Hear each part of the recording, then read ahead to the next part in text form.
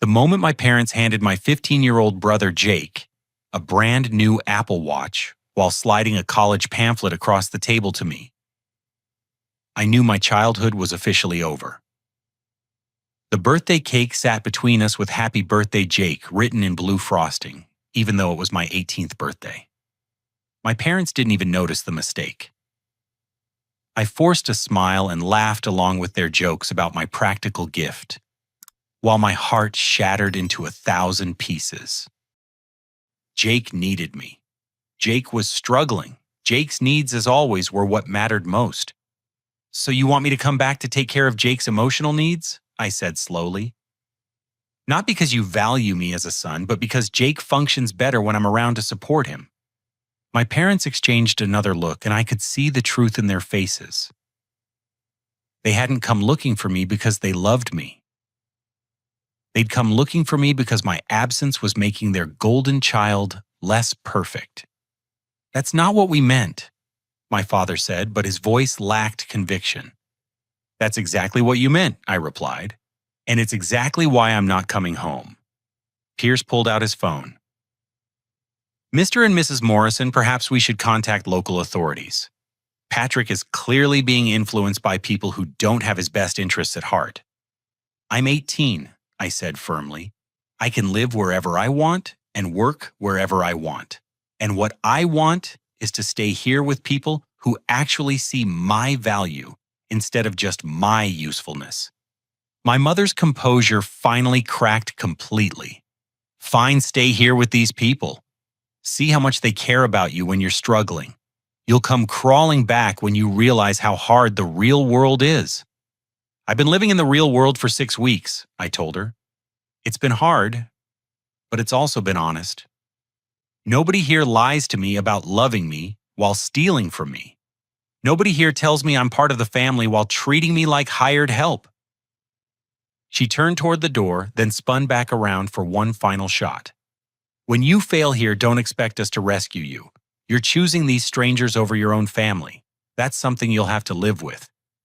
"I'm choosing people who treat me with respect over people who treat me like a disappointment," I said. "That's something I can live with just fine." As my parents and their private investigator walked toward the door, my father turned back one last time. For just a moment, I thought I saw something like regret in his eyes. "Your room's still there?" he said quietly. "If you change your mind." Then they were gone, and I was left standing in Tony's kitchen with shaking hands and a heart that was pounding so hard I could hear it in my ears. Tony walked over and put a hand on my shoulder. "You okay, kid?" I looked around the restaurant. The other customers were starting to return to their conversations, but several of them gave me supportive nods or thumbs up. These were people who'd watched me work for weeks, who'd seen me study during breaks, who'd gotten to know me as Patrick the prep cook, rather than Patrick the disappointing son. "Yeah," I said, surprised to find that I meant it. "I think I'm okay." But even as I said it, I knew this confrontation was just the beginning. My parents hadn't given up when I disappeared. They weren't going to give up now just because I'd refused to come home voluntarily. They'd found me once, and they'd try again. The difference was that now I wasn't alone. I had Tony, who'd stood up to them without being asked. I had my classmates at the community center who were rooting for my success. I had customers who respected my work ethic, and neighbors who'd watched me build a life from nothing. My parents had made it clear that they wanted me back, not because they loved me, but because Jake needed me. That knowledge hurt, but it also freed me from any remaining guilt about my choice to leave. I wasn't running away from home anymore. I was running toward a life where I mattered for who I was, rather than what I could do for someone else. The confrontation at Tony's kitchen turned out to be just the opening salvo in what would become a much larger battle. 2 days later, I received a certified letter at the restaurant that made my blood run cold. My parents were threatening to have me declared mentally incompetent and petition the court to force me into their custody for psychiatric evaluation and treatment. The legal document was full of terms I didn't understand, but the intent was clear. They were claiming I was suffering from some kind of mental breakdown that prevented me from making rational decisions about my life. They'd lined up a psychologist who specialized in troubled teens and apparently believed that running away from home was evidence of psychological instability. I sat in my small apartment above the restaurant, staring at the papers and feeling the walls of my new life closing in. Everything I'd built over the past 7 weeks suddenly felt fragile and temporary. Could they really force me into psychiatric treatment? Could they drag me back home against my will? Tony knocked on my door that evening, bringing dinner from the restaurant and a grim expression. "We need to talk," he said, settling into one of my mismatched chairs. "I made some calls today. You need a lawyer, and you need one fast." "I can't afford a lawyer," I said, thinking about my small savings account. "I've got maybe $1,500 total." "There's a legal aid clinic downtown. They handle cases for people who can't afford private attorneys. I called them this afternoon and explained your situation. They want to see you tomorrow morning." The legal aid clinic was located in a building that had clearly seen better decades, but the attorney who met with me was sharp and professional. Beth Armstrong was a woman in her 40s with steel gray hair and the kind of direct manner that made me feel like she'd heard every sob story in the book and wasn't easily fooled. "Tell me everything," she said, pulling out a legal pad. "Start from the beginning and don't leave anything out."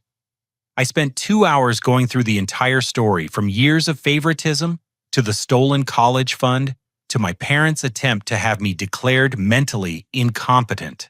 Beth took notes steadily, occasionally asking clarifying questions, but mostly just listening. "Jake needs our guidance and support." The words felt like ice water in my veins. I wasn't their son in that moment. I was just an obstacle to Jake's success, a burden they tolerated until they could finally be rid of me.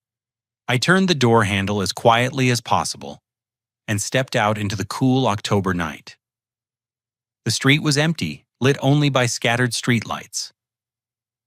I started walking toward the bus station downtown, my backpack bouncing gently against my spine with each step.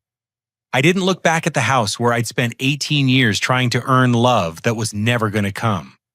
The Greyhound bus to Cleveland cost $52, leaving me with $8 in my pocket and a growing pit of anxiety in my stomach. I'd chosen Cleveland because it was far enough from home that my parents wouldn't think to look there, but close enough that I wouldn't spend all my money on the ticket. The bus station in Cleveland at 2 in the morning was a different world. Fluorescent lights buzzed overhead, casting harsh shadows on the faces of people who looked like they'd been forgotten by society. Some slept sprawled across plastic chairs, others paced nervously while talking to themselves. The air smelled like disinfectant mixed with something I couldn't identify but didn't want to think about too hard. I found an empty chair in a corner and tried to look like I belonged there. My backpack felt pitifully small compared to the garbage bags and shopping carts full of belongings that other people had with them. I was beginning to understand that I was now part of a community I'd never paid attention to before. Around 4 in the morning, a security guard approached me. He was a tall black man with kind eyes and graying hair at his temples. His name tag read, Marcus.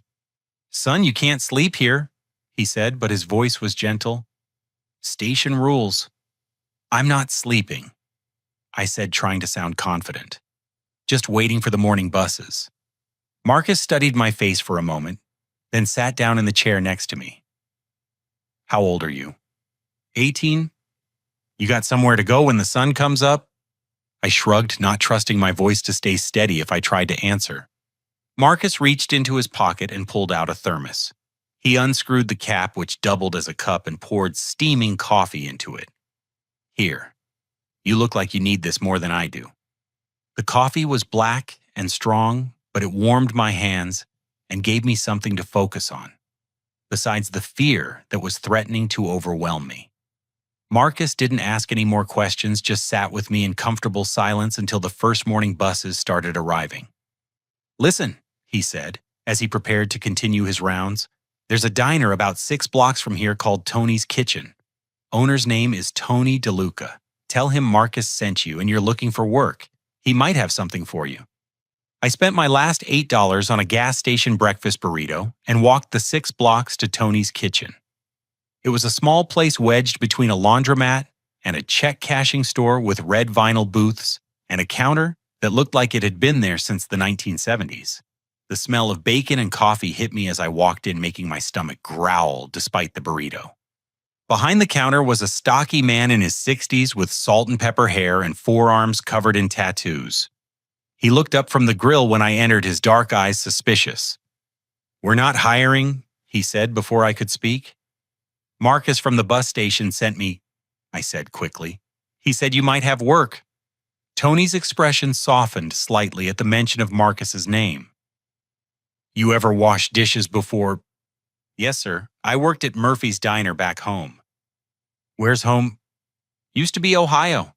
Now it's wherever I can find work." Tony studied me for a long moment, then nodded toward the back of the restaurant. "Dishwasher quit yesterday. Pays minimum wage plus meals, cash daily, you start now." The work was hard and hot, standing over industrial sinks for 10 hours, with only short breaks. My hands were raw by the end of the first day, and my back ached from leaning over the deep basins. But Tony was true to his word about the meals, and I ate better that day than I had in months. When my shift ended, I realized I had nowhere to go. I'd spent the day so focused on having work that I hadn't thought about where I'd sleep. Tony must have seen the panic in my eyes as I lingered after closing. "There's a homeless shelter 8 blocks north of here," he said, not looking at me as he counted the day's receipts. "Salvation Army. They'll give you a bed if you're there before 7.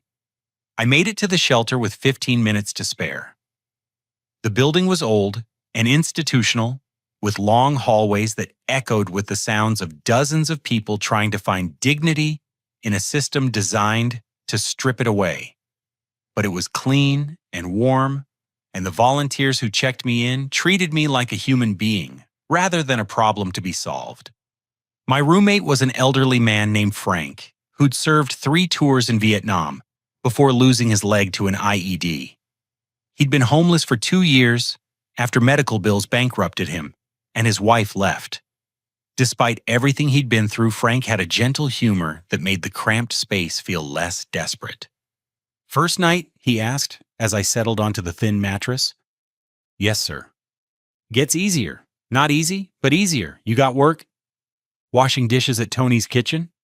Frank smiled. "Tony's good people. Known him since he opened that place 12 years ago. He'll take care of you if you work hard and don't cause trouble." Down the hall, I could hear a baby crying. Frank saw me listening and explained that Sarah, a 19-year-old mother, had been staying at the shelter for 3 weeks with her infant daughter Emma. The father had disappeared when he found out she was pregnant, and her own family had kicked her out for getting pregnant in the first place. "System's broken," Frank said quietly, "but sometimes you find good people in the worst places. Sarah's studying for her GED during the day while Emma naps. Smartest kid I've ever met." As I lay on the narrow bed that first night, listening to the sounds of people who'd fallen through society's cracks, I wondered if my parents had even noticed I was gone yet. It was almost midnight in Ohio, which meant I'd been gone for 22 hours. My phone had been buzzing occasionally throughout the day, but I'd ignored it. Now in the darkness, I finally looked at the screen. 14 missed calls from my father, 6 voicemails, dozens of text messages. I didn't listen to the voicemails or read the texts. Instead, I turned the phone off and put it in my backpack. Whatever my parents had to say, I wasn't ready to hear it. The next morning, I was back at Tony's Kitchen before the sun was up. Tony taught me how to operate the industrial dishwasher and showed me where everything was supposed to go when it was clean. The work was repetitive but oddly soothing, and I found myself falling into a rhythm. During my lunch break, I walked to the public library and used their computers to check the news back home. There was a small article in the local paper about a missing teenager, but it was buried on page 6 and only 3 sentences long. My school photo looked strange in black and white, younger than I felt now. The article quoted my mother saying they were worried sick and hoped I would come to my senses and come home. There was no mention of the watch or the cake or the college fund. No acknowledgement of why I might have left. I clicked over to my parents' Facebook pages. My father had posted a plea for information about my whereabouts, asking friends and family to share it. The comments were full of sympathy and concern, but also speculation about what kind of trouble I must have gotten into to run away from such a loving family. My mother's post was more revealing. She'd written about how difficult I'd been lately and how they'd been trying to help me mature by giving me more responsibility. She mentioned my jealousy of Jake's accomplishments and suggested that I'd left because I couldn't handle his success. Reading those words felt like being punched in the stomach. Even in my absence, even when they were supposedly worried about my safety, they were painting me as the problem. Jake was the golden child who deserved their investment and attention. I was the troublemaker who'd run away because I couldn't appreciate what a wonderful family I had. I closed the browser and walked back to Tony's kitchen for my afternoon shift.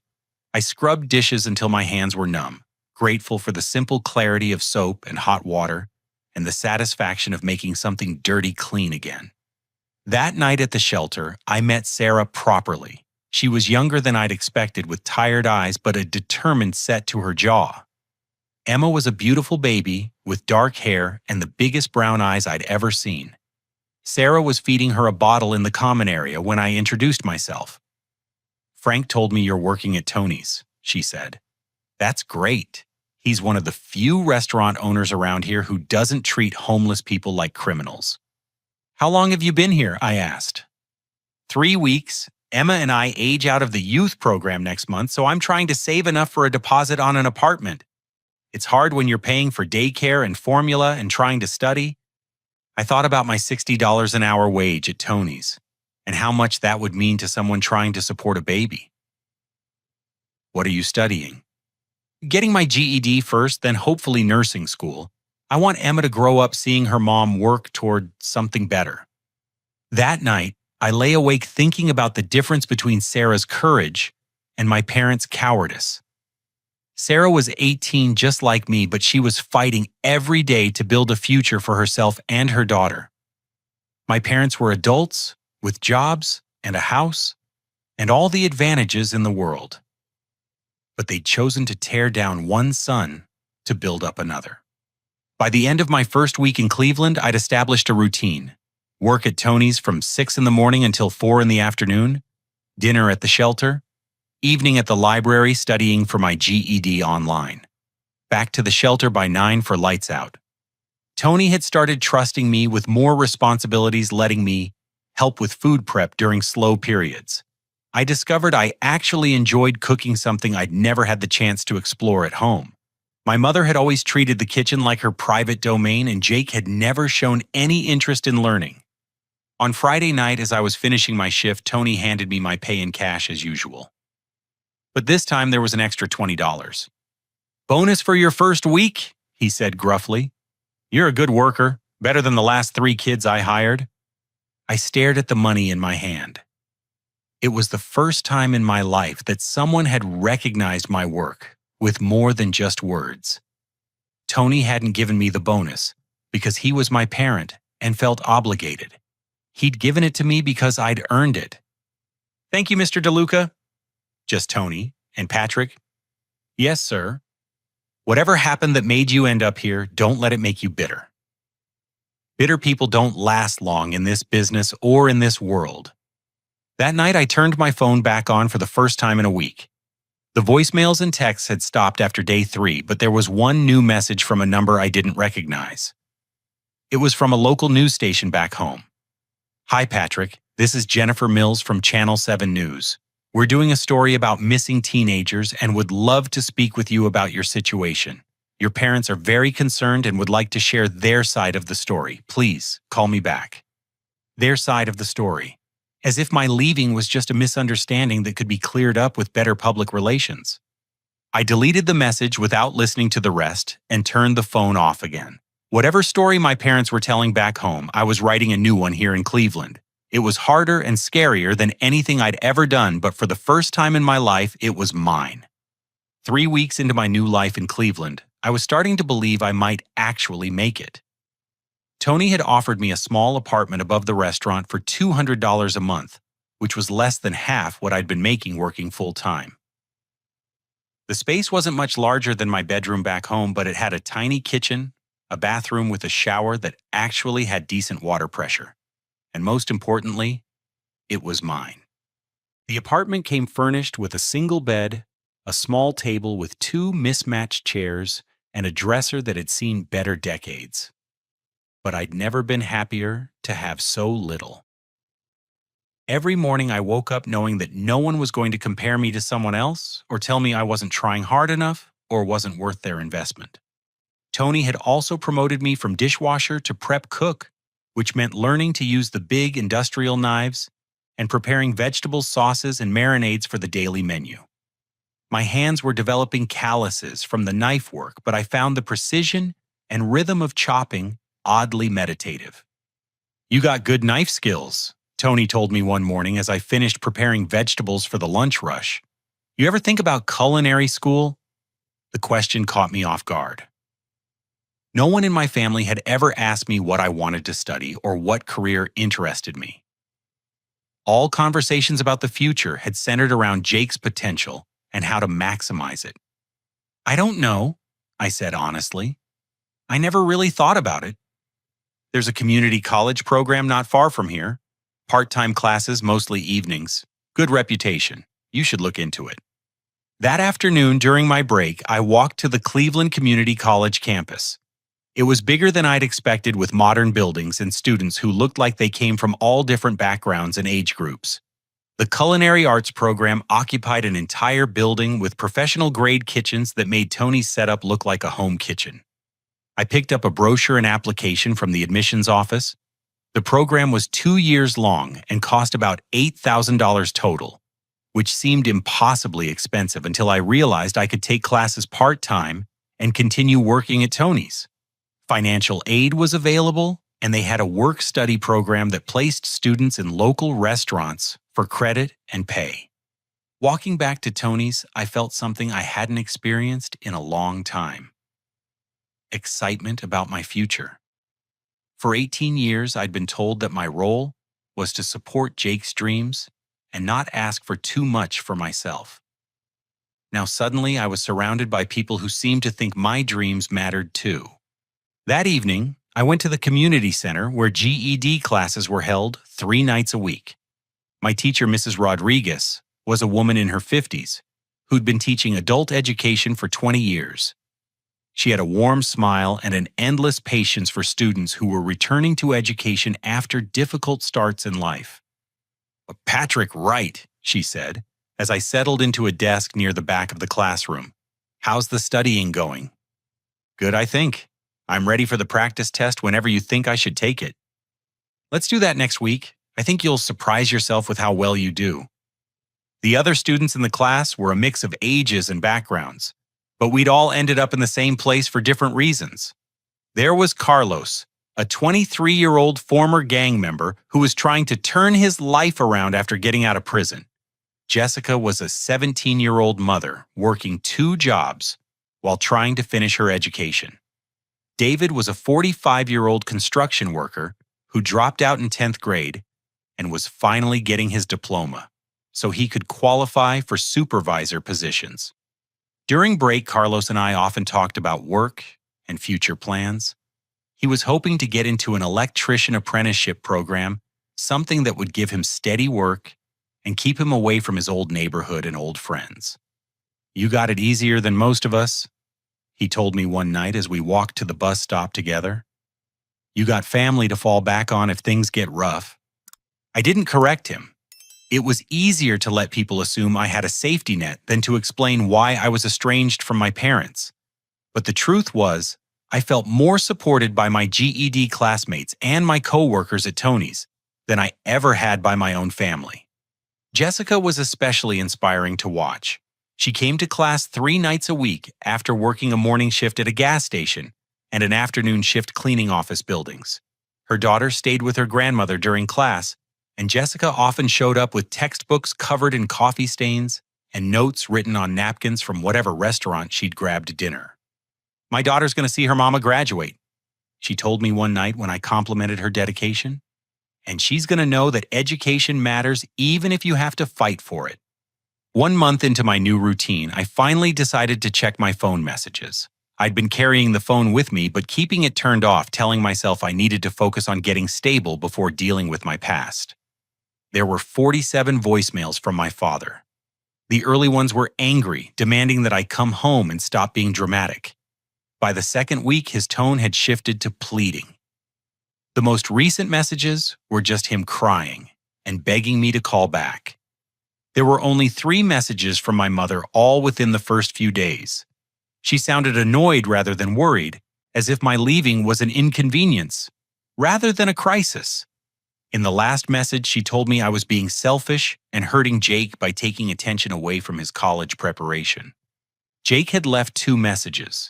In the first, he sounded confused and hurt, asking why I'd left without saying goodbye. In the second, recorded just 3 days ago, he sounded angry. He blamed me for making everything tense at home and said our parents were fighting constantly about whether to keep looking for me or let Patrick learn his lesson the hard way. I deleted all the messages without responding and turned the phone off again. Whatever was happening at home wasn't my responsibility anymore. I'd tried for 18 years to be the son they wanted, and it had never been enough. Now I was going to try being the person I wanted to be and see how that worked out. 2 weeks later, I took my GED practice test and scored high enough in all 5 subjects that Mrs. Rodriguez recommended I register for the real exam. The test was scheduled for the following month, and passing it would officially give me the equivalent of a high school diploma. "I'm proud of you, Patrick," Mrs. Rodriguez told me after reviewing my practice scores. "You're one of the most dedicated students I've worked with. Have you thought about what you want to do next?"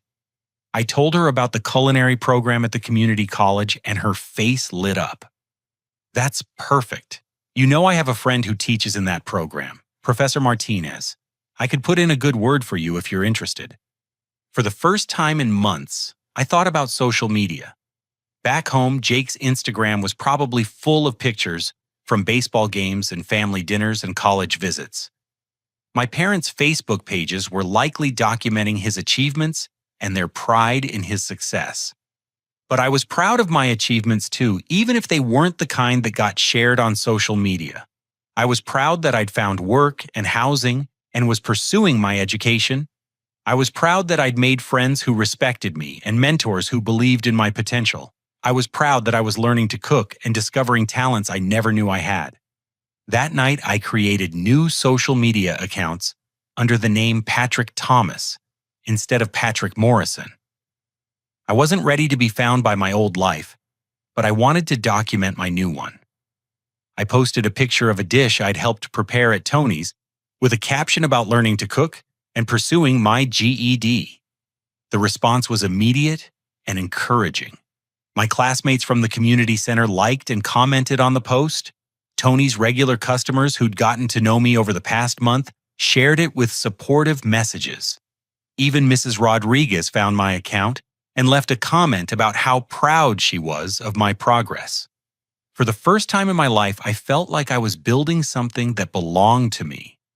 Not something I was expected to be grateful for, not something I was sharing with a sibling who deserved it more, just something that was mine because I'd worked for it and earned it. 3 days later, as I was closing up the restaurant after the dinner shift, Tony approached me with a serious expression. "Patrick, we need to talk." My stomach dropped.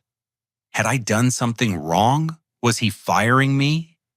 "Your family's been looking for you," he said quietly. "Someone came by today asking questions. Private investigator, I think. Showed me your picture and asked if I'd seen you." The safety and peace I'd been building over the past 6 weeks suddenly felt fragile and temporary. My parents weren't going to let me disappear quietly. They were actively hunting me down, not because they missed me or loved me, but because my absence was probably interfering with their perfect family narrative. "What did you tell him?" I asked. "Told him I'd never seen you before. But Patrick, if they found this place, they're getting close. You need to be prepared for them to show up." That night, I lay awake in my small apartment above the restaurant listening to the sounds of the city below and trying to figure out what I'd do if my parents found me. I was 18, legally an adult, so they couldn't force me to come home. But they could make my new life very complicated if they wanted to. I thought about Carlos and Jessica and David, all of whom had overcome obstacles much bigger than disapproving parents. I thought about Sarah at the shelter, who was building a future for herself and her daughter despite having no family support at all. I thought about Tony, who'd given me a chance when he didn't have to, and Mrs. Rodriguez, who believed in my potential, even though she'd only known me for a few weeks. Whatever my parents wanted from me now, I wasn't going to give up the life I was building. I'd found people who saw my value and invested in my success. I'd found work that challenged me and education that excited me. I'd found a community where I belonged. If my parents wanted me back, they were going to have to explain why they deserved me in their lives. After 18 years of showing me, they didn't value having me there. I should have known my peaceful new existence was too good to last. On a Tuesday morning, exactly 6 weeks after I'd left home, I was in the kitchen at Tony's preparing vegetables for the lunch rush when the front door chimed. I looked up through the service window and felt my blood turn to ice. My father, Robert, stood near the hostess station looking older and more tired than I remembered. His usually neat appearance was disheveled, his shirt wrinkled, and his hair uncombed. Next to him stood my mother, Linda, her lips pressed into a thin line of disapproval as she surveyed the modest restaurant with obvious distaste. Behind them was a man in an expensive suit who was clearly not family. He had the alert, calculating look of someone who found people for a living. The private investigator Tony had warned me about. Tony emerged from his office and approached the group. I ducked lower behind the prep counter, my hands shaking as I continued chopping onions with mechanical precision. "Can I help you folks?" Tony asked in his usual gruff but polite manner. "We're looking for our son." My father said, his voice carrying the weight of someone who expected cooperation. "Patrick Morrison, 18 years old. We have reason to believe he's been working here." "Don't know anyone by that name," Tony replied without hesitation. "You got a picture?" The private investigator, who introduced himself as Daniel Pierce, pulled out a photo of me from my high school yearbook. It was the same picture that had been in the newspaper back home. But seeing it in this context made my stomach churn. "He's been missing for 6 weeks," my mother said, her voice sharp with frustration.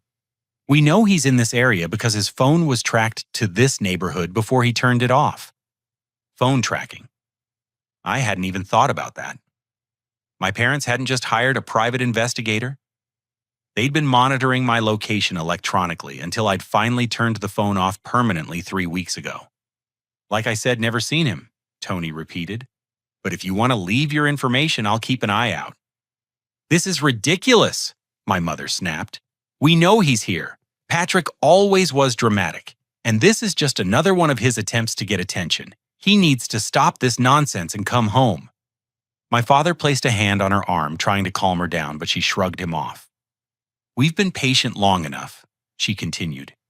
"His brother Jake is applying to colleges, and this family crisis is affecting his concentration. Patrick's always been jealous of Jake's success, and now he's trying to sabotage Jake's future out of spite." Tony's expression hardened. "Lady, I don't know what kind of family problems you got, but this is a restaurant, not a counseling center. I told you I haven't seen your kid. You can either order some food or leave." That's when Daniel Pierce stepped forward, pulling out his wallet. "Mr. DeLuca, isn't it I'm prepared to offer you $5,000 for information about Patrick's whereabouts? All we want is to reunite this family." $5,000. More than I made in 3 months at my current salary. I held my breath, waiting to see if Tony's loyalty to me was worth more than that kind of money. Tony looked at the cash in Pierce's hand for a long moment, then back at my parents. "You know what's interesting? Most parents who are worried about missing kids talk about how much they love them and miss them. All you've talked about is how inconvenient this is for you." "How dare you judge us?" My mother said, her voice rising. We've given Patrick everything. A good home, food, clothing opportunities. He's throwing it all away because he can't handle the fact that his brother is more successful. More successful at what? Tony asked. Kid's 18. What kind of success we talking about here? Jake is being recruited by colleges for baseball, my father said, speaking for the first time since the introduction. He's exceptional. Patrick's always had trouble accepting that some people are just more naturally gifted. I could see Tony's jaw clench. In the weeks I'd been working for him, he'd seen me arrive early, stay late, learn quickly, and work harder than employees twice my age. He'd watched me study during breaks and save every penny I earned. The idea that I was lazy or untalented would be laughable to him. "And what's Patrick good at?" Tony asked. My parents exchanged a look.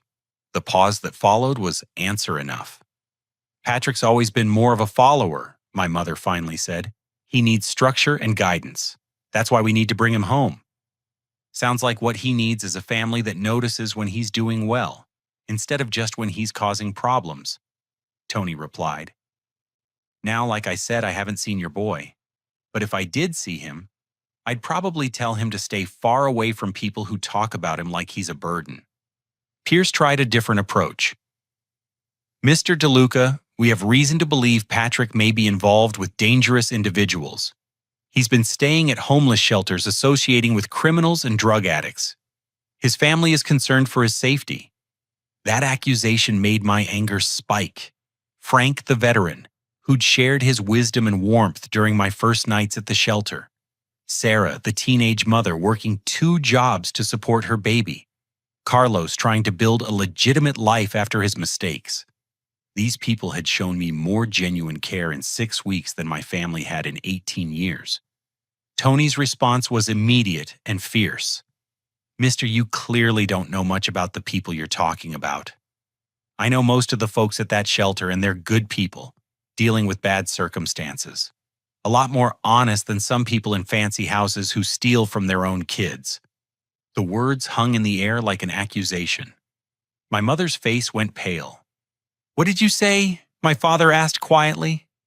"I said a lot of the homeless folks in this neighborhood are more honest than people who steal from their own children.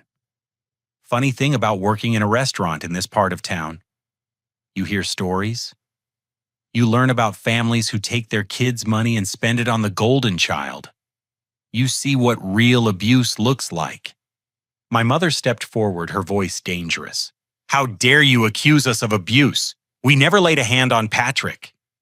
"There's more than one way to hurt a kid," Tony replied calmly. "Some of the worst damage doesn't leave bruises." That's when my father seemed to notice something. His eyes had been scanning the restaurant while Tony and my mother argued, and now his gaze settled on the prep area where I was crouched behind the counter. "Patrick," he called out tentatively. "Patrick, is that you?" I stood up slowly, my knife still in my hand, vegetables scattered across the cutting board. My parents stared at me as if I were a ghost. I probably looked different than they remembered. 6 weeks of physical labor had filled out my shoulders and arms. My hair was longer, and I'd grown the beginning of a beard. I looked older, more solid, like someone who worked for his living. "Hello, Mom, Dad." My mother's first words weren't relief or love or even anger. They were pure exasperation. "Patrick, thank God. Do you have any idea how much trouble you've caused? We've spent thousands of dollars on this private investigator. Your father's missed work. Jake's been a wreck." "Jake's been a wreck," I repeated, setting down my knife. "How has any of this affected Jake?" "The stress in the house has been terrible," she said, as if this were obvious. "He's had to deal with us being upset and worried. His grades have suffered. College scouts don't want to recruit players from unstable families." I stared at her, trying to process the logic. I'd been gone for 6 weeks, surviving on my own, building a new life from nothing. And her concern was how my absence had affected Jake's baseball prospects. "Pack your things," my father said, trying to sound authoritative. "We're going home. This little experiment is over." "No." The word came out stronger than I'd intended. My parents looked shocked, as if the possibility of refusal hadn't occurred to them. "Excuse me," my mother said. I said no. I'm not coming home. I have a job here. I have an apartment. I'm getting my GED and applying to culinary school. This isn't an experiment. This is my life now. Pierce stepped forward, clearly earning his fee. "Patrick, your parents love you and want you home. Whatever problems you think you had, they can be worked out as a family." What problems I think I had? I laughed, and the sound was bitter, even to my own ears.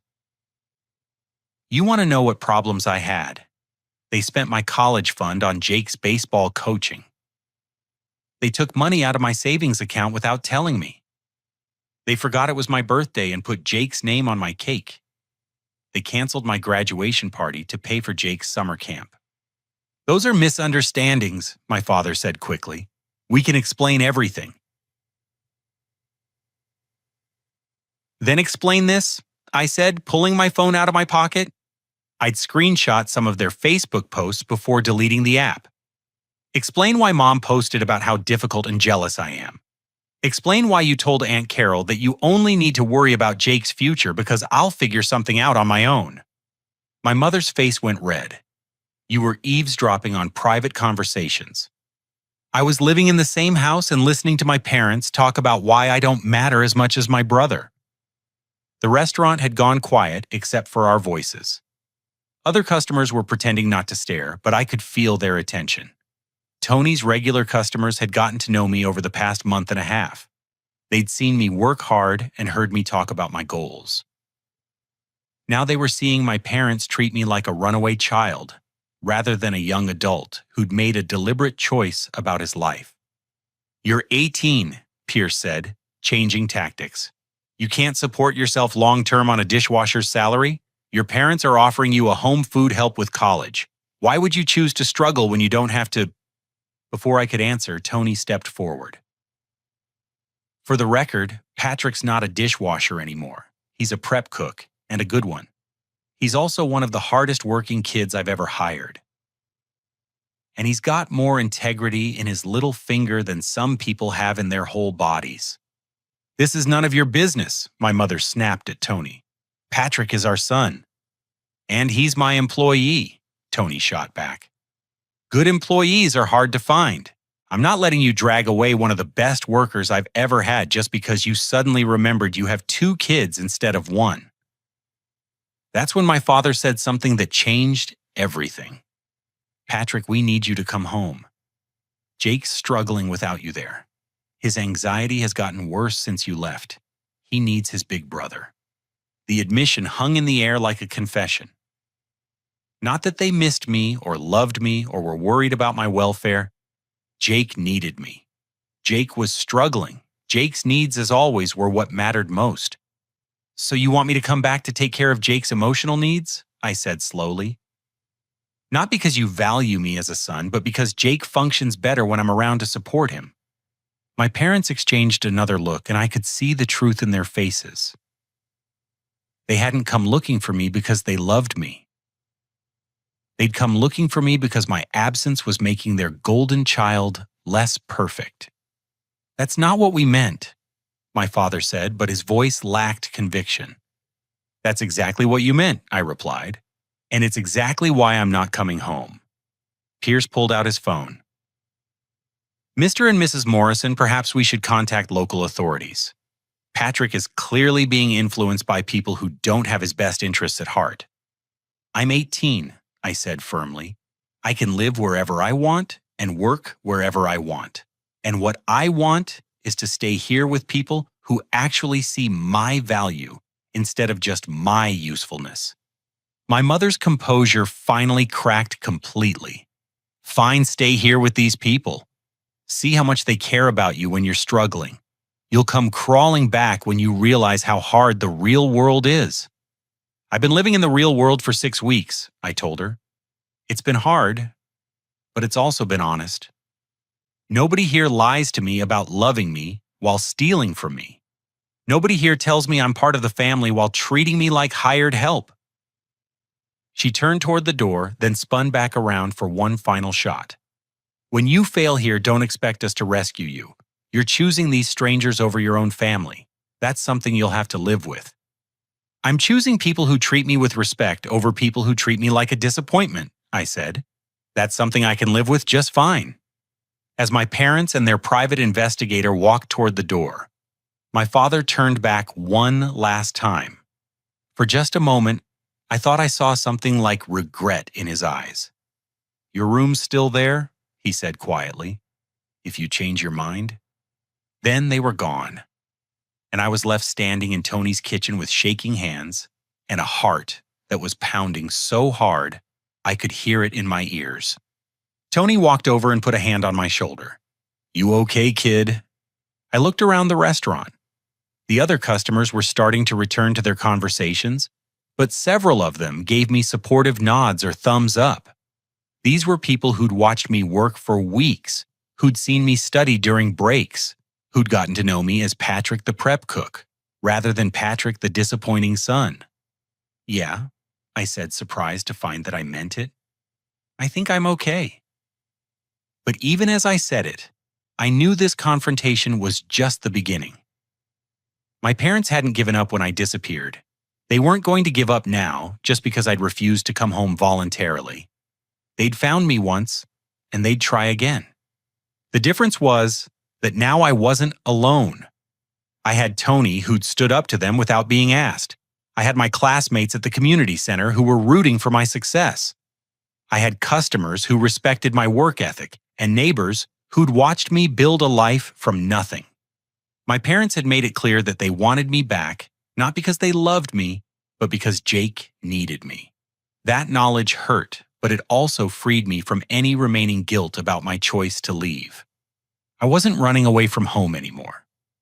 I was running toward a life where I mattered for who I was, rather than what I could do for someone else. The confrontation at Tony's kitchen turned out to be just the opening salvo in what would become a much larger battle. 2 days later, I received a certified letter at the restaurant that made my blood run cold. My parents were threatening to have me declared mentally incompetent and petition the court to force me into their custody for psychiatric evaluation and treatment. The legal document was full of terms I didn't understand, but the intent was clear. They were claiming I was suffering from some kind of mental breakdown that prevented me from making rational decisions about my life. They'd lined up a psychologist who specialized in troubled teens and apparently believed that running away from home was evidence of psychological instability. I sat in my small apartment above the restaurant, staring at the papers and feeling the walls of my new life closing in. Everything I'd built over the past 7 weeks suddenly felt fragile and temporary. Could they really force me into psychiatric treatment? Could they drag me back home against my will? Tony knocked on my door that evening, bringing dinner from the restaurant and a grim expression. "We need to talk," he said, settling into one of my mismatched chairs. "I made some calls today. You need a lawyer, and you need one fast." "I can't afford a lawyer," I said, thinking about my small savings account. "I've got maybe $1,500 total." "There's a legal aid clinic downtown. They handle cases for people who can't afford private attorneys. I called them this afternoon and explained your situation. They want to see you tomorrow morning." The legal aid clinic was located in a building that had clearly seen better decades, but the attorney who met with me was sharp and professional. Beth Armstrong was a woman in her 40s with steel gray hair and the kind of direct manner that made me feel like she'd heard every sob story in the book and wasn't easily fooled. "Tell me everything," she said, pulling out a legal pad. "Start from the beginning and don't leave anything out." I spent 2 hours going through the entire story, from years of favoritism to the stolen college fund to my parents' attempt to have me declared mentally incompetent. Beth took notes steadily, occasionally asking clarifying questions, but mostly just listening. When I finished, she leaned back in her chair and studied me for a moment. "Patrick, what your parents did with your money isn't just unethical. It's criminal. If you can prove they took money from your accounts without permission, that's theft. The fact that you're their son doesn't give them the right to steal from you. But I'm only 18. Don't they have some kind of legal authority over me? Not anymore. The moment you turned 18, you became a legal adult with full rights to make your own decisions about where you live, where you work, and how you spend your money. Your parents can't force you into psychiatric treatment unless they can prove to a court that you're an immediate danger to yourself or others. She flipped through her notes, then looked back at me. I'm going to take your case, Patrick, pro bono. This kind of family financial abuse makes me angry, and I think we can not only get your money back, but also put a stop to your parents' harassment. Over the next week, Beth began building our case.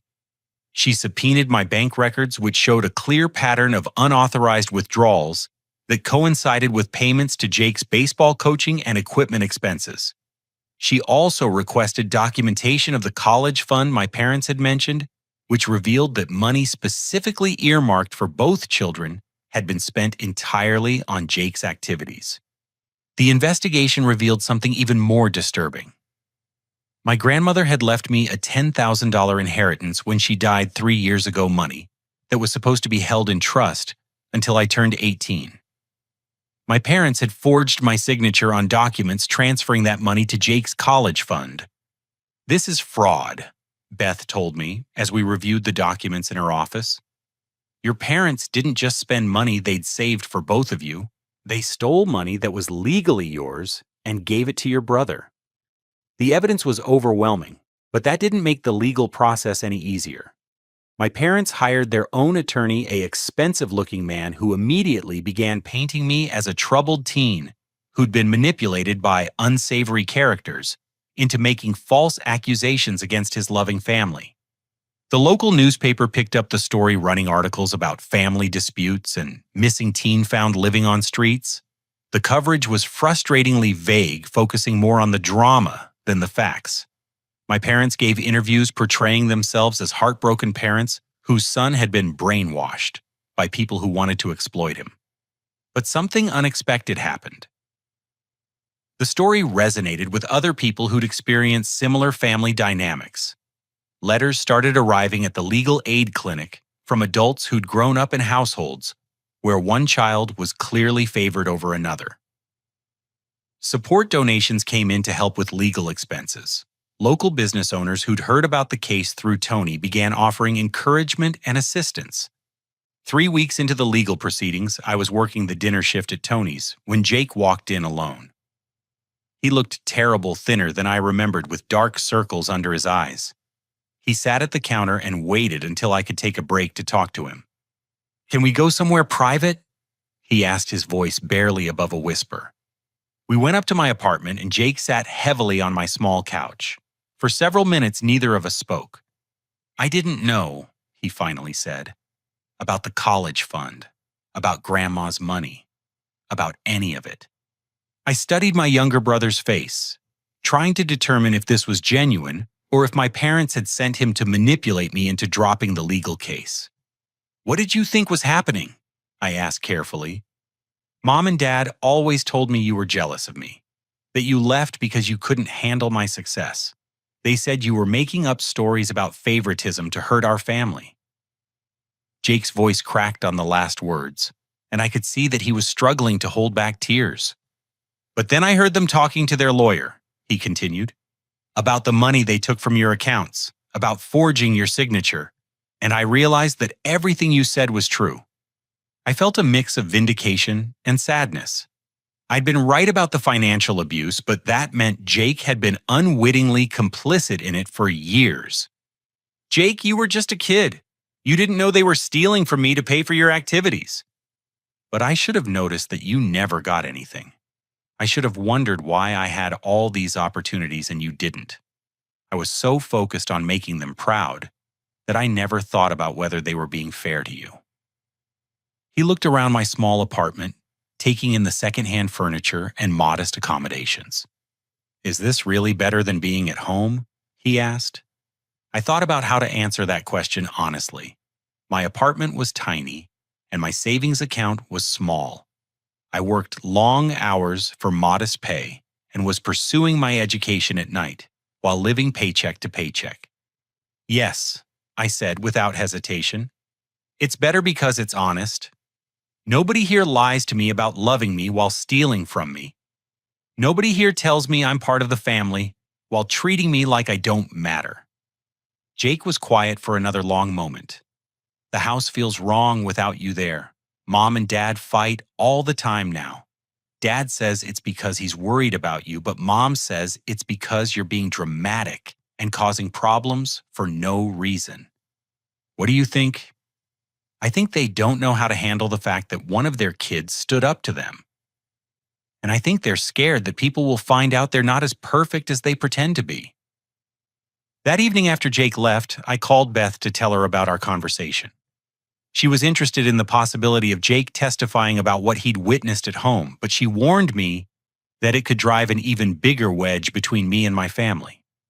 Your brother seems genuinely remorseful, she said, but your parents are still fighting this case hard.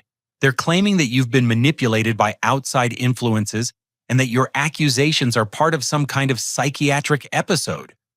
A week later, everything changed again. I was working the morning shift when my phone rang. It was Jake, and he was crying. Patrick, you need to know something. Dad's in the hospital. He had a heart attack last night. My first instinct was panic, followed immediately by guilt. Had the stress of our legal battle caused my father's medical emergency? Is he okay? I asked.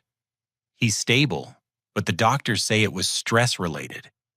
Mom's been telling everyone that it's your fault. The dad got sick because you've been putting the family through hell with these false accusations. I felt like I'd been punched in the stomach. Even when my father was lying in a hospital bed, my mother was using his condition to blame me for the family's problems. Jake, I need to ask you something, and I need you to be completely honest with me. Do you want me to drop the legal case? There was a long pause. No, he said finally. What they did to you was wrong. Dad having a heart attack doesn't change that. But I'm scared about what's going to happen to our family. We stopped being a family long before I left home, I told him. A family doesn't steal from one child to benefit another. A family doesn't lie and manipulate and blame. What we had was a business arrangement where I was expected to provide support for you in exchange for basic necessities. That night, I visited my father in the hospital. He looked older and frailer than I'd ever seen him connected to monitors and IVs. My mother was in the chair next to his bed, and she looked up when I entered with pure hatred in her eyes. "How dare you show up here?" she hissed. "This is your fault. Your selfishness put your father in this bed." "Linda, stop," my father said weakly from the hospital bed. "We need to talk to Patrick." For the first time in my life, I heard my father tell my mother to be quiet. She looked shocked, but she sat back in her chair and crossed her arms. "Son," my father said, his voice hoarse, "I owe you an apology. Several apologies, actually." I pulled a chair over to his bedside, not sure what to expect. "I've been thinking lying here with nothing to do but think about how we treated you, about the choices we made, about the money." He paused to catch his breath. "You were right. About all of it." My mother started to protest, but my father held up a weak hand to silence her. "We did steal from you. We did favor Jake. We did treat you like you didn't matter as much. And when you had the courage to stand up for yourself, we tried to destroy your new life instead of examining our own behavior." I felt tears starting in my eyes, but I wasn't sure if they were from relief, sadness, or anger. "The heart attack wasn't your fault," he continued. "It was mine. The stress of knowing I'd failed as a father. The guilt of realizing I'd raised one son by tearing down the other. The shame of having to face what kind of man I'd become." He looked over at my mother, who was staring at him, as if he'd lost his mind. "Linda, we need to stop fighting Patrick's lawsuit. We need to give him back every penny we took plus interest. And we need to leave him alone to build the life he wants." "Absolutely not," my mother said firmly. Patrick is being manipulated by people who want to destroy our family. This is all part of some scheme to get money from us." My father closed his eyes, looking exhausted. "Linda, the only people who destroyed our family were us. And if you can't see that, then you're going to lose both of our sons instead of just one." As I left the hospital that night, I felt a strange mix of emotions. My father's apology meant something, but it also raised questions about what came next. Could our relationship be repaired after 18 years of damage? Did I even want it to be? What I knew for certain was that I wasn't going to drop the legal case. My father's heart attack was tragic, but it didn't erase the financial abuse or the years of emotional neglect. If he was genuinely sorry, he'd support my right to seek justice for what had been done to me. The battle was far from over, but for the first time since my parents had shown up at Tony's kitchen, I felt like I might actually win. My father's heart attack marked a turning point in our family's legal and emotional warfare, but not in the way anyone expected. While he was recovering in the hospital, genuinely trying to make amends, my mother, Linda, was escalating her campaign to paint me as mentally unstable and manipulated by predatory adults. She hired a new attorney, someone who specialized in family reunification cases, and had a reputation for aggressive tactics. This lawyer, Margaret Whitman, immediately filed new motions, claiming that I was suffering from Stockholm Syndrome and had been brainwashed by the homeless population and restaurant workers who'd exploited my vulnerability. The legal papers were filled with character assassination attempts against Tony, Mrs. Rodriguez, and even Frank and Sarah from the homeless shelter. They painted my support network as criminals and degenerates who'd taken advantage of a troubled and confused teenager for their own purposes. Beth was furious when she read the new filings. "This is desperation," she told me as we sat in her office reviewing the accusations. "Your mother's attorney is throwing everything at the wall, hoping something will stick. But these tactics usually backfire with judges who can see through obvious manipulation." The case was scheduled for a hearing in 2 weeks, where both sides would present evidence and testimony. I would have to face my parents in court and tell my story under oath while they'd try to convince a judge that I was incompetent to make decisions about my own life. 3 days before the hearing, something unexpected happened that changed everything. I was working the lunch shift at Tony's when a well-dressed woman in her 50s entered the restaurant and asked to speak with me. She introduced herself as Carol Patterson, and it took me a moment to realize she was my father's sister, my Aunt Carol. "I've been following the court case," she said as we sat in a corner booth. "Your mother called me asking for character testimony about what a troubled child you've always been. That's when I knew I needed to come see you myself." Aunt Carol had always been the family member I felt closest to, but we'd grown apart over the years as my parents discouraged contact with relatives who asked too many questions about our family dynamics. "Patrick, I want you to know that I've been worried about you for years. Every time I visited, I could see how differently you were treated compared to Jake. But when I tried to talk to your parents about it, they shut me down and limited my visits." She pulled out a manila envelope and set it on the table between us. "There's something you need to know about your grandmother's will, something your parents never told you." Inside the envelope were copies of legal documents I'd never seen before. My grandmother had left me more than just $10,000. She'd left me a trust fund worth $50,000 money that was supposed to be completely off limits until I turned 21. "Your parents have been managing this trust as your legal guardians," Aunt Carol explained, "but they've been using it to cover household expenses and Jake's activities for the past 3 years. According to these bank statements, there's less than $5,000 left." I stared at the documents, trying to process what I was seeing. My parents hadn't just stolen $10,000 from me. They'd stolen $50,000 money my grandmother had specifically intended to give me independence and opportunities as a young adult. "Why are you showing me this now?" I asked. "Because your mother called me yesterday, asking me to testify that you've always been mentally unstable and prone to making false accusations. She wanted me to say that you've been jealous of Jake since childhood and that you're making up stories to hurt your family. Aunt Carol's expression was grim. Patrick, I've watched your parents gaslight you for years. I've seen them rewrite history to make Jake the hero and you the problem. I won't be part of that anymore. This financial abuse has to stop. Beth was ecstatic when I brought her the trust fund documents. This changes everything, she said immediately. Filing new motions with the court. Your parents aren't just guilty of theft anymore. They're guilty of massive financial fraud. They could be facing criminal charges. 2 days before our scheduled hearing, something even more dramatic happened. I was closing up the restaurant when my phone rang. It was Jake, and he sounded panicked. Patrick, you need to get down to the courthouse. Mom's there with her attorney filing some kind of emergency petition.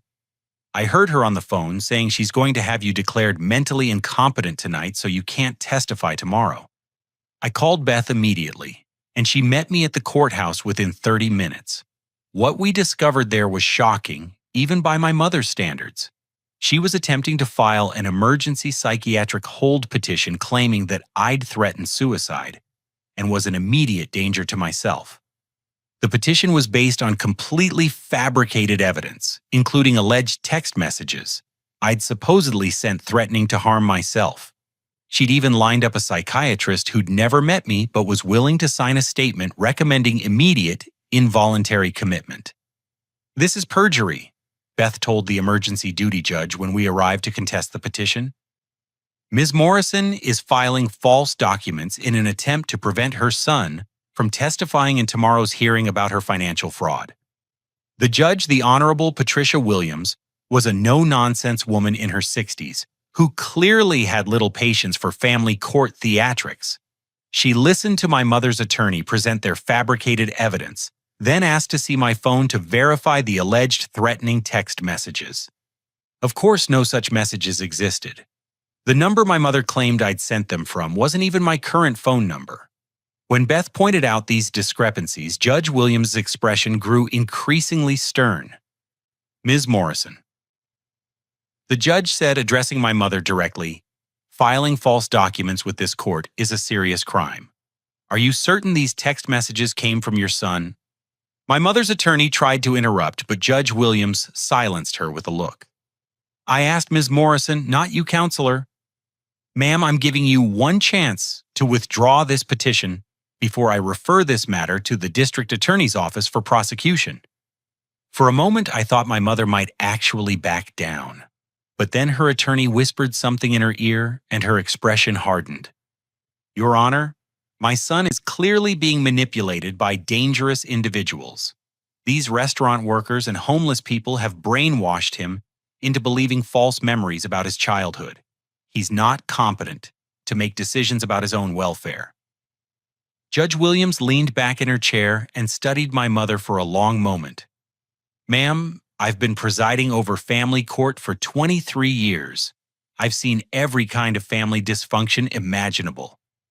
But I have rarely seen a parent work this hard to destroy their own child's credibility and independence. She turned to me. Young man, do you feel threatened or unsafe? No, Your Honor. I feel manipulated and stolen from, but not threatened. Do you have any intention of harming yourself or others? No, Your Honor. I want to continue building my life and pursuing my education. Judge Williams dismissed my mother's emergency petition and scheduled a hearing for the following week to consider sanctions against her and her attorney for filing false documents. But the real explosion came when we left the courthouse. Local media had gotten wind of the emergency hearing, and there were reporters waiting outside. One of them approached my mother with questions about the allegations of financial fraud and forged documents. My mother's response was captured on video and would later go viral on social media. Instead of declining to comment or maintaining her dignity, she launched into a tirade about how I was an ungrateful child who was destroying the family out of jealousy and spite. Patrick has always been jealous of his brother's success, she told the cameras. Jake is exceptional, and Patrick can't stand it. So he's making up these ridiculous stories about stolen money and favoritism.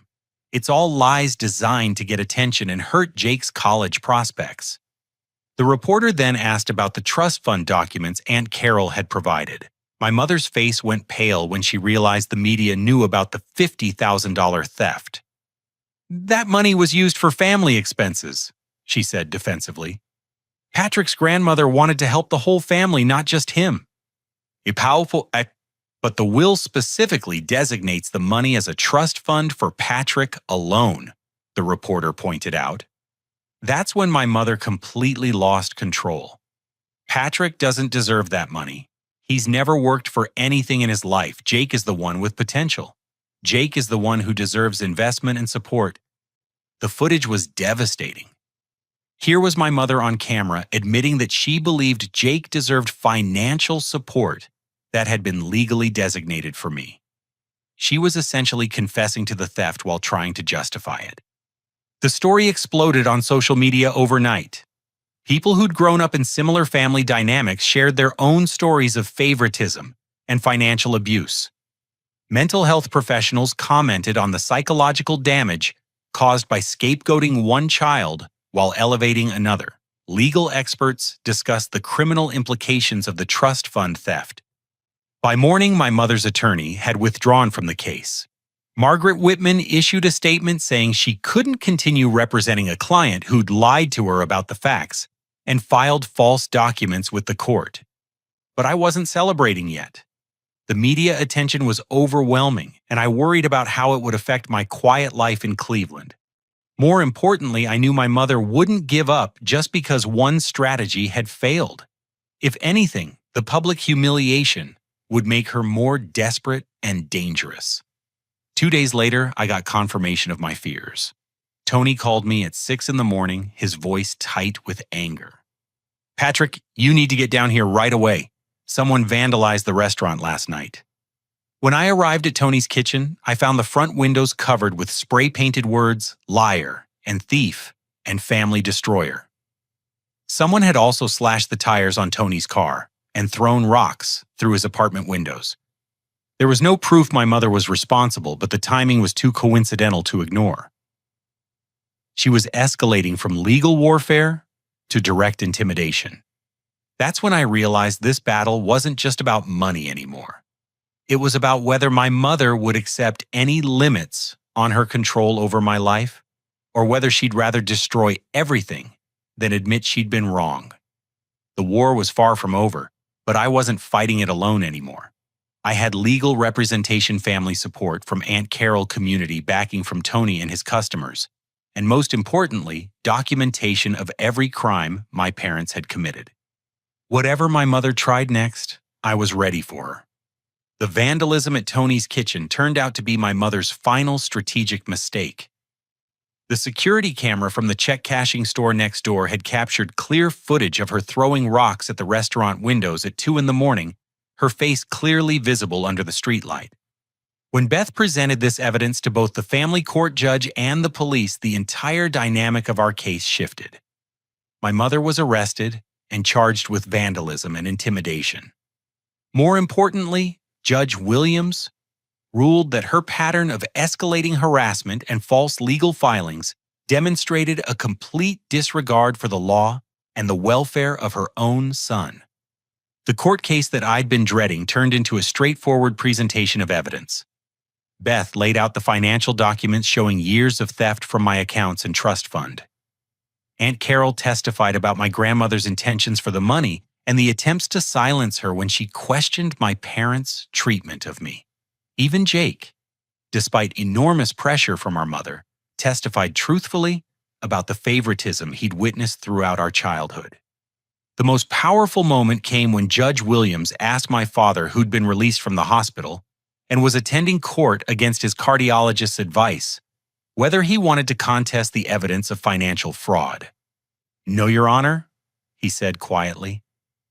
"Everything Patrick and his attorney have presented is true. We stole from our son. We treated him unfairly. We tried to manipulate the legal system when he stood up for himself. I want to pay full restitution and asked the court to protect Patrick from any further harassment. My mother's new attorney, her third one since the case began, tried to argue for reduced damages and counseling instead of financial penalties. But Judge Williams was having none of it. Ms. Morrison. The judge said, "You have stolen $50,000 from your son's trust fund, forged documents, filed false police reports, committed perjury, and engaged in criminal intimidation. Your son is 19 years old and has built a stable, independent life despite your efforts to undermine him. This court orders full restitution of all stolen funds plus 20% annual interest totaling $67,000. You will also pay Mr. Morrison's legal fees and court costs." The judge paused and looked directly at my mother. "Furthermore, I am issuing a restraining order prohibiting you from contacting Mr. Morrison directly or indirectly, visiting his workplace, or interfering with his education or employment. Any violation of this order will result in immediate arrest and prosecution." But the legal victory, satisfying as it was, wasn't the end of my story. It was just the beginning of understanding what family really means. 3 months after the court ruling, I used part of my restitution money to buy Tony's kitchen when he decided to retire and move to Florida to be closer to his grandchildren. I kept the name but expanded the menu and hired more staff, including several people from the homeless shelter who just needed someone to give them a chance. Frank, the Vietnam veteran who'd been my roommate during those first difficult nights, became my assistant manager. His military experience with logistics and organization made him perfect for managing food orders and staff schedules. Sarah, the young mother I'd met at the shelter, finished her GED and started working as my bookkeeper while taking online accounting classes. Carlos, my classmate from the community center, completed his electrician apprenticeship and did all the electrical work for the restaurant expansion. Jessica, the teenage mother who'd inspired me with her determination, graduated from nursing school and often stopped by for lunch, bringing her daughter, who was now walking and talking. The restaurant became more than just a business. It became a community center where people could get job training, GED tutoring, and sometimes just a safe place to belong.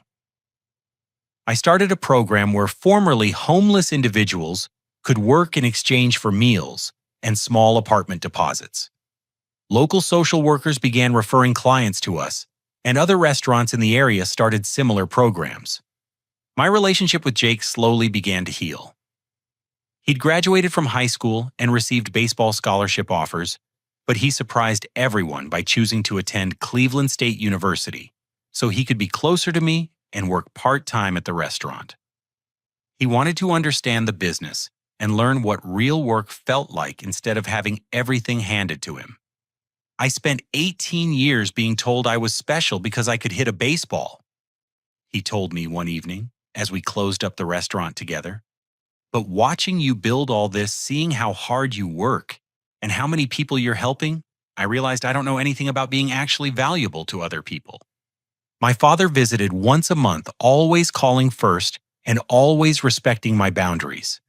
He was in therapy and on medication for his heart condition, and he seemed genuinely committed to understanding how his parenting had damaged our family.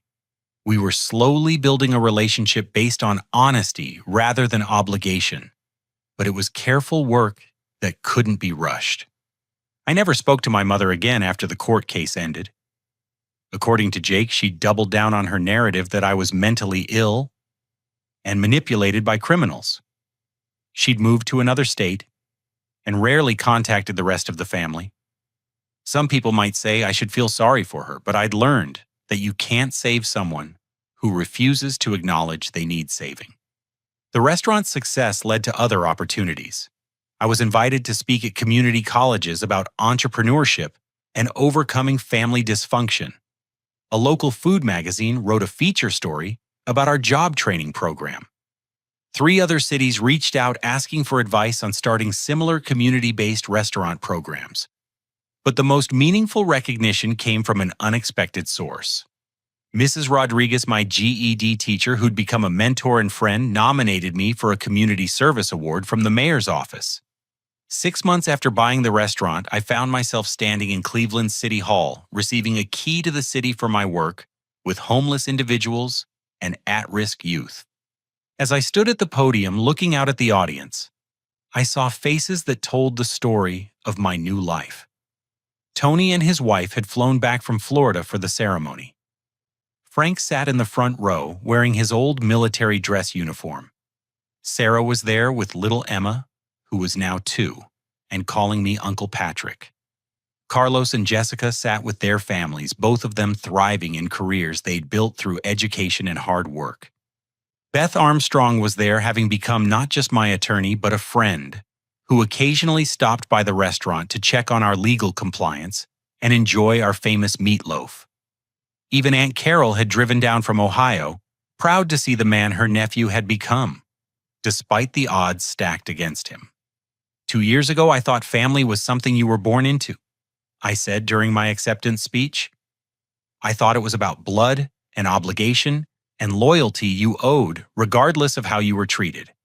But I've learned that real family is something you build with people who see your value, celebrate your victories, and stand by you during struggles. I looked out at the audience again, seeing people who'd chosen to be part of my life because they believed in who I was, not what I could do for them. Sometimes the greatest gift you can give yourself is walking away from toxicity to find where you truly belong. Sometimes the family that matters most is the one that chooses you back. After the ceremony, we all went back to the restaurant for dinner. I cooked for 40 people, serving food I'd learned to prepare through trial and error and determination. The dining room was full of laughter and conversation, and the kind of warmth that comes from genuine affection rather than obligation. As the evening wound down and people started heading home, I stood behind the counter watching the last few tables finish their dessert. The restaurant was exactly what I'd envisioned, a place where people could find community, opportunity, and respect regardless of their background or circumstances. Jake was wiping down tables, learning the value of physical work and honest effort. Frank was counting the day's receipts, his military precision ensuring every penny was accounted for. Sarah was in the back office, YES updating our books, while Emma played with blocks in a corner. My phone, which I now kept on and answered regularly, buzzed with a text message. It was from my father. "Watched the ceremony online. So proud of the man you've become. Love you, son."